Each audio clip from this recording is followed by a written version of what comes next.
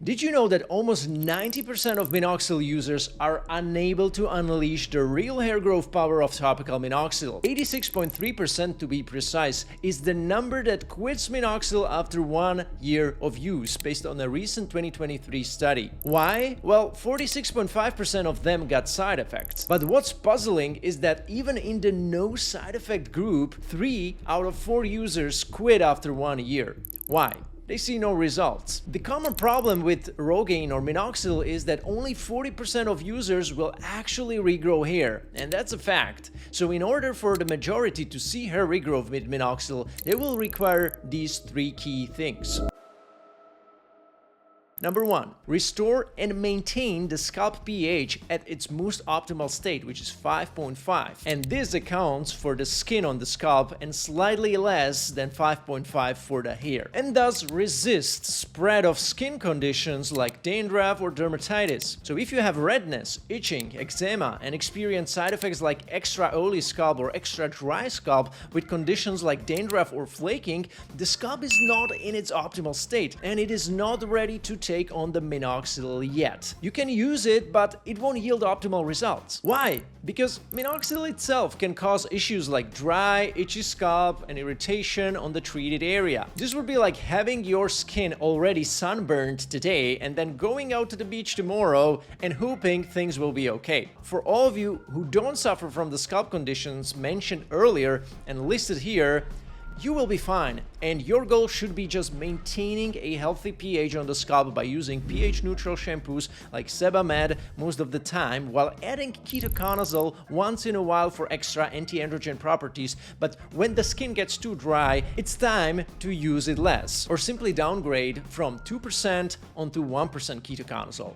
For the rest of you who might be experiencing skin conditions right now, make sure to resolve those first before using Minoxidil. Resolving them can take weeks, and it is a more complex process that necessitates interventions that need to come from the outside as well as from the inside, like your diet. In that case, feel free to check out our Insiders membership, where we are dealing with these issues and optimizing your hair regrowth 24/7 by applying proven protocols for replenishing scalp microbiome and removing all the unnecessary stuff standing in the way of proper Minoxidil absorption. There's also a 5-day trial period, so feel free to join us and I will personally welcome you there. The key number 2 in order to benefit from Minoxidil 100% is to get the optimal absorption and maximum activation rate. If people don't see results from Minoxidil, it is because of these 2 things: not effective absorption or ineffective conversion from the inactive Minoxidil onto the active Minoxidil sulfate. Minoxidil can absorb faster and better if you use microneedling. I suggest tools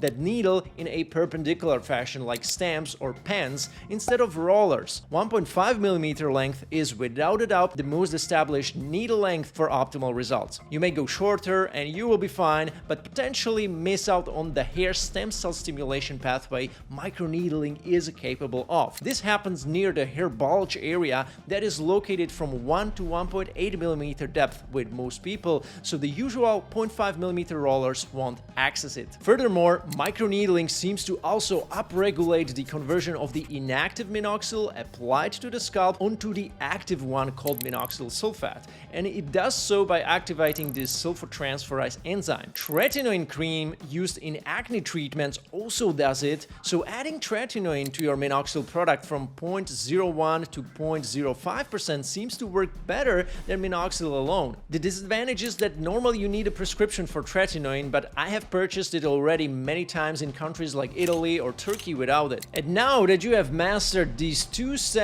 you should be proud of yourself because you are using Minoxidil more optimally than 90% of people out there. However, that's not all. There's one more piece to the puzzle. That's the key number 3. Using the right Minoxidil product with the non-irritating, inactive ingredients that are right for your hair type and hair length is going to be the cherry on the top. Unfortunately, there are still brands out there selling cheap versions of Minoxidil with low-quality inactive ingredients that can cause irritation and rob you of your hair gains. So make sure you watch this video next to see how to choose the best Minoxidil solution for your specific situation, and I will see you there.